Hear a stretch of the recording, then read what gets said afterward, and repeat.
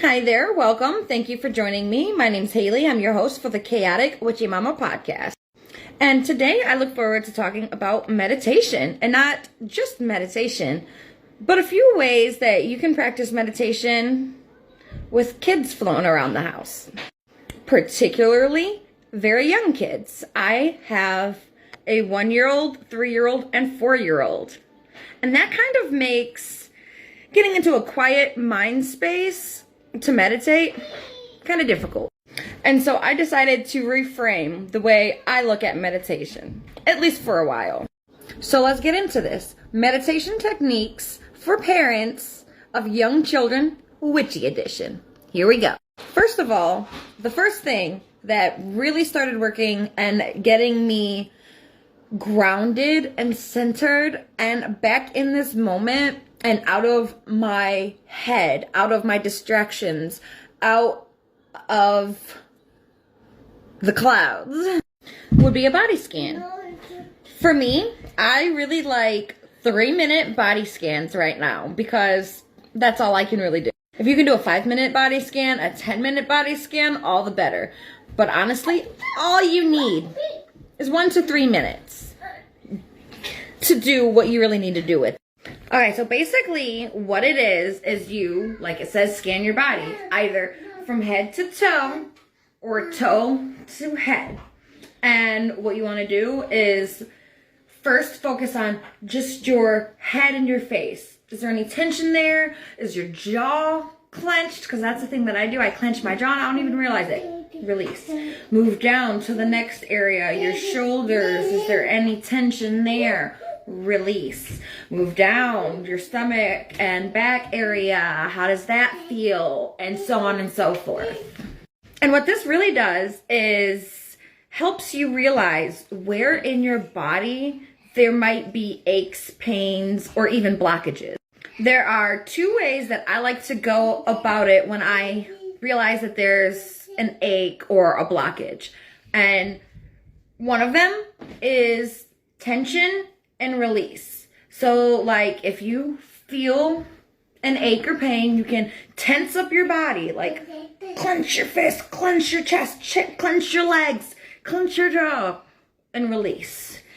And that helps you feel that actual literal release. If you realize you're clenching it and you clench it harder and then you let go, you're like, oh my God, I didn't even know that I wasn't relaxed. And it teaches you how to physically relax your body, which is very necessary.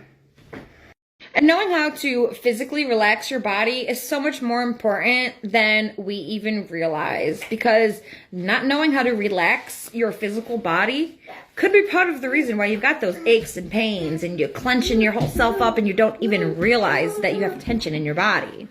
So it's good for you physically and mentally to find the tension and get rid of it. Now, the second thing that I like to do during my body scan, if I don't want to clench and release, is breathing, right? You breathe in the healing energies. A lot of guided meditations will tell you, through your scan, if you realize that there's an ache or a pain, imagine a ball of light, right? I do that kind of. So more so what I like to do, say my back hurts. So I will breathe in and imagine as I'm breathing in, it goes straight to my ache and pain. And then you imagine that ball of light or ball of energy, whatever you want to imagine it as. Mine isn't really more like a ball of light. Mine is more so like what you can imagine static electricity looking like. When you get something out of the dryer and it like starts sparking, that's kind of like how I visualize energy. It's static, it's sparky, it's, Anyway, I just breathe it in to where I feel that pain and I hold it there and I imagine or tell myself that it's better, it's gone. I do not feel pain there anymore. I am releasing that. And then as you breathe out, after holding that in for a minute, I like to hold my breath while I do it. So you breathe in, you imagine it, you hold it there, you imagine that it's healing, it's full of life, there's nothing wrong. And then you breathe it out. And I like to push it down as I breathe it out, because as you push it down, it goes through your body energetically, out of your legs into the ground, which is a whole nother thing, right? Grounding techniques, where you imagine your feet as roots and it's coming up and down through the ground. That's kind of, you push it out, down, through the ground, and the earth neutralizes that energy that you may or may not suck back up into you and use it in a more neutral or positive form. So my meditation techniques that I choose to use are some weird variation of other things that I've tried and liked and or tweaked to work for me. But that is basically something quick and easy that you can do on the spot at any given time. I choose to do this every single morning while I'm making my coffee. I put my water in a kettle, it boils on the stove, I've got a French press, and then I pour it in. So while the water's boiling, I'll stand in the kitchen and do my body scan technique while the water's either boiling and or while the coffee is steeping, one of those two times. But either way, it has to sit there for 5 minutes. So I usually do a 3 to 5 minute body scan while I wait for my coffee to be ready. I also make a point to do this at bedtime, before I lay down to go to sleep, or when I lay down and then do it. Either or works. It's basically just a great way to quickly ground your energy and come back to yourself when you have your heads in the clouds and you need to come back to your daily life and focus. Now I realize I kind of dragged on and on about the body scan, but that has just been very helpful for me. But anyway, off to the next one. Next would be animal yoga poses. And that's exactly what it sounds like. You get online and you look up animal yoga poses. I like to look up particularly children and animal yoga poses, because then it pulls up child-friendly videos of children doing animal yoga poses, sometimes cartoons doing animal yoga poses. Like, I've come across a Paw Patrol yoga video, and my kids loved it. I moved a little bit because I decided to pull up a video on YouTube of this cat teaching these people how to do the cat yoga pose. How lucky that we found Zen the cat. Do you guys feel better? I see Yogi the dog. Let's see if he will help us. Now there's a quick silly example. You could do it yourself. You could pull up videos of cute little animals doing it, of their favorite cartoons doing it, whatever works. Either way, kids love pretending to be animals. Another way that I like to do it, if I'm not using YouTube videos, I like to tell them, like, let's pretend to be a lion, and then we get down on our fours and we crawl and we roar like a lion, and it's just fun. I don't even know if that's considered meditation or yoga anymore at this point, but it's just a fun activity to do with your kids to get everybody breathing and moving. Breathe in and roar it out. Something that I have said to my kids when they were lions, okay? I sort of subscribe to the unconventional techniques of things, but that's because normal things don't work for me or my family. So I like to kind of try to figure out what I can do for myself and how I can include my kids, because it's not just for me, it's for them. And I am learning all of the stuff that I'm teaching them in real time at the same time. And basically everything I talk about on here is current life experiences, my current journey, and like the processes I have come up with leading up to where I am. For every parent, every pagan, every witch has their own personal path. And we all have to figure out what works for us and our families. And the next one, that was a huge game changer, not just for me, but more so for the kids. It's a dance party. And not just any dance party, a Disney dance party. So if you don't know by now, music meditation and dance meditation is a thing. It helps raise energy, raise your vibration, helps get stagnant energy moving. It's good for you all around, physically, mentally, emotionally, everything. And for me, the reason I decided to go on a Disney dance party journey or give that suggestion is because it gets the kids to join in too. I have started to notice that as a stay-at-home mom, as an adult in general, I don't move as much as I used to. I don't dance as much as I used to. I used to walk around and dance all the time, but now I've got a lot of stress that I have to deal with. And I've got a lot of things in my life that make me feel like it's not okay for me to walk around dancing like a fool because it's childish. But it's not. It's not at all. In fact, if you want to say it's childish, let's just say I'm healing my inner child by being able to dance as silly as I want to as a grown woman in my living room. And why shouldn't I be able to be a silly fool in my living room with my kids who are also silly little kids, right? Like, I just don't understand it's just a childish thing. Like, being a child is fun. We need to get back to that childish, childhood-like nature. And with that said, it's a great way of bringing you onto your kids' level and your kids onto your level and connecting together and just having an amazing experience together with your dance meditation. And then there's also the vocal aspect of singing along. And I don't know about y'all, but I sing hard, okay? I'm not saying good, but I sing hard. Especially like if I'm feeling that song, like that song from Encanto that goes, pressure like a drip, drip, drip, that'll never stop.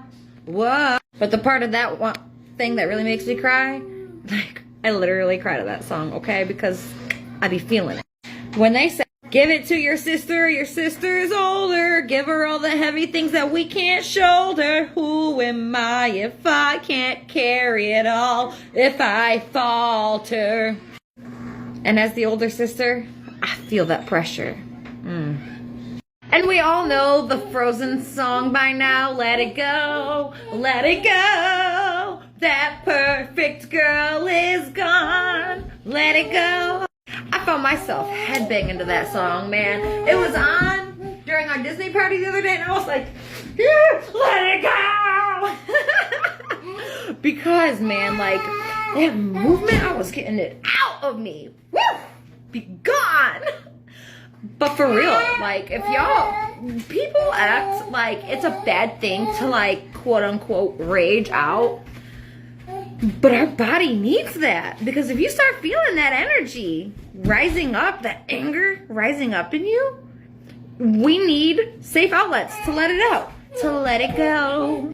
And in my opinion, singing a song, whether it's a happy song or an aggressive song, and dancing and moving to it to feel that emotion that you're feeling, and then physically and emotionally release it, because we need a physical release as well in order for the emotional release, because it gets pent up in you, you know? But once you figure out a safe way to get out your anger and aggression, life will be so much easier. Because we all have moments where we've got something going on that we are just so mad about, and you can't do anything about it.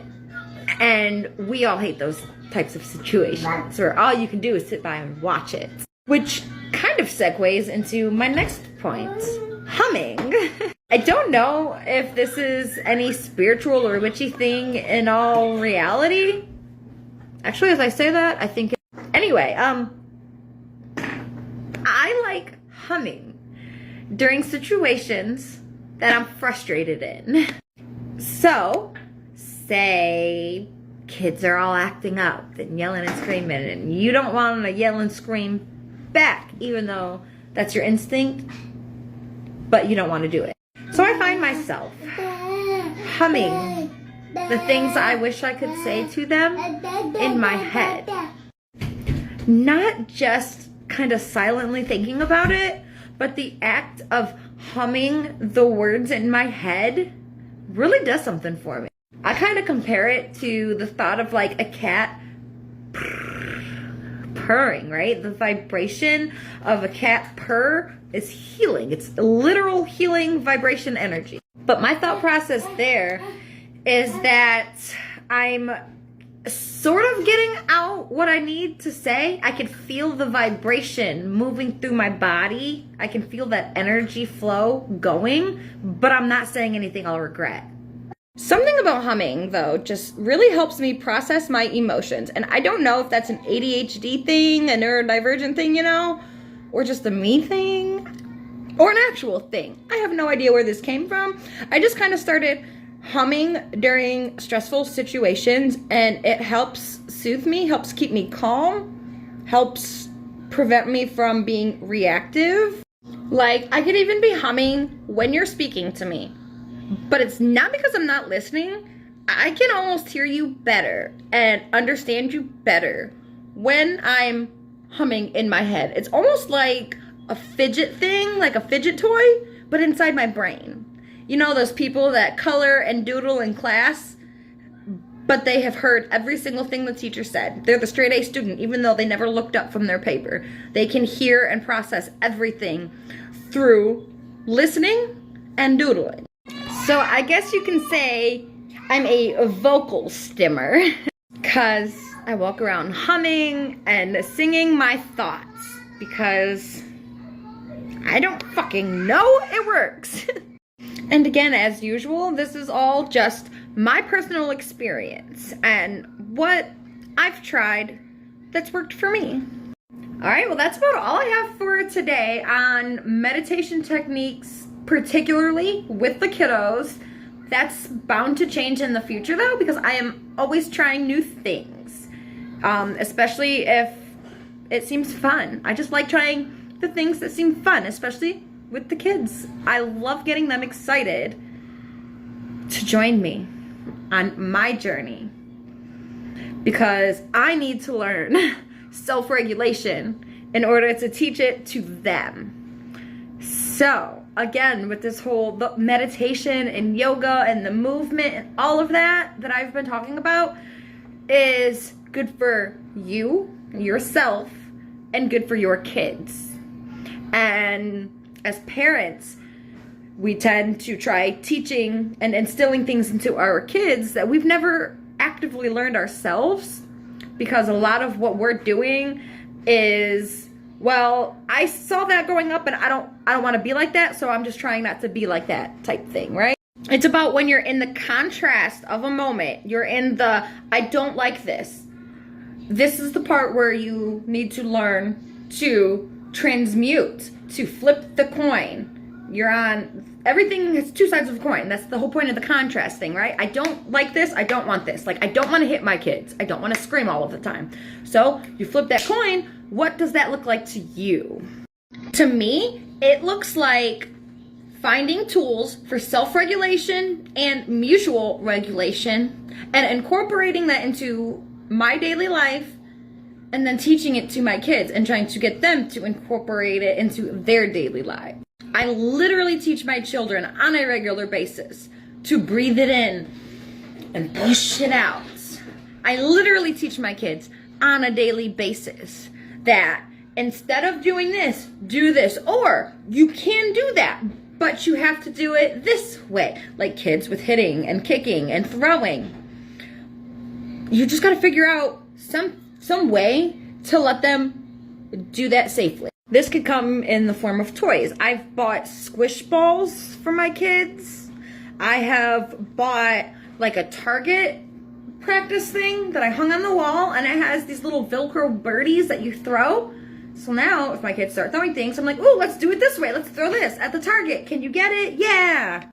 When my kids are hitting and pushing, they get those squish balls that I just talked about. I've got a couple for your hand. I've got one that's like this big. I tried to find it. I don't know where it is right now. Everything's lost in this house all the time, but it's huge. So you just like can full body squeeze this ball. And again, with the dancing, like I talked earlier, that's another really good way to help your kids calm down. And if not like dancing, my daughter in particular, I'll pick her up and give her a hug, and then she kind of starts to rock, or I start to rock her, and then she rocks me really hard, and the whole rocking motion is very soothing for her. And then once she starts giggling when we're doing this, like she'll be crying when we start, and then she starts laughing because we're having a good time swinging and rocking, right? Then we stand up and we spin together, and then I let her walk around the house twirling because it's soothing. It's getting out that physical energy that she needs to release. And that's something that us as adults need to try to get back into because it's seen as childish. But I just don't see it that way. I see it as healing your inner child. You're letting your kids actively do the things that they need to do in a safe environment that you have curated and set up to be a safe space for them to have their release. And there I go, getting off topic again. I tend to do that. I spiral into rants about things. Anyway, that's about all I have time for today. It turned out to be a little bit longer of an episode than I originally thought, but I'm not upset because I do want to start doing longer episodes as my podcast grows. So the more followers I get and the more views I get, the longer my episodes are going to get. So don't forget to hit that subscribe or follow button. Don't forget to like, comment, all that fun jazz. And thank you so much for those of you who stuck around. Next week's topic is going to be about the witchy aesthetic. And I did not originally think that this was going to be as much of a hot topic as it was when I kind of started doing some research on it. But we'll get into that next time. Thank you so much. I hope you all have a magical week. Until next time. Bye.